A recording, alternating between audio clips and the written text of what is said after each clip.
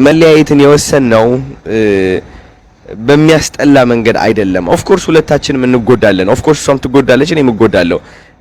ግን አንዳንዴ ልብ ብለህ ስታስተውል የተለያየ የየራስህ መንገድ እንዳለ ታውቃለህ። ይህ ማለት ጃኒ ጎዶሎ ነች ወይም ደግሞ አዶናይ ሙሉ ነው ወይም ደግሞ አዶናይ ጎዶሎ ነው ጃኒ ሙሉ ነች ማለት አይደለም። ሁላችንም ሰው ነን። የራሳችን እግዚአብሔር የሰጠን መንገድ አለና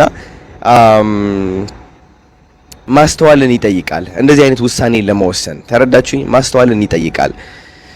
እግዚአብሔር ያለበት መከባበር ያለበት ማሰብና ትልቅነት ያለበት መለያየት ነው። የተለያየ ነው። እኔና ጃኒ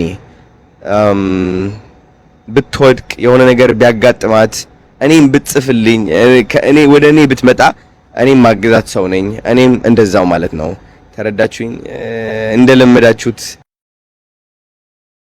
ሁሉም ነገር ለበጎ ነው።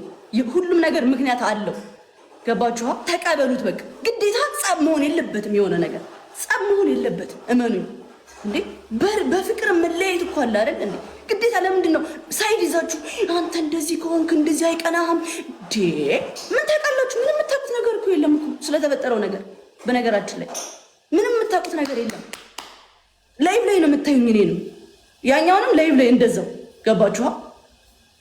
በቃ ጀስት እዚህ ጋር የሚፈጠረውን ነገር ነው እንጂ መከናወን ያለባችሁ ያንንም መውቀስ የለባችሁም፣ እኔንም መውቀስ የለባችሁም። እዚህ ጋር በቃ ጀስት መቀበል ነው ያለባችሁ። ግዴታ ድራማ መፈጠር የለበትም። በስነ ስርዓት ሆነ በስነ ስርዓት ሪስፔክት፣ በቃ እንደዛ ነው መሆንም ያለበት።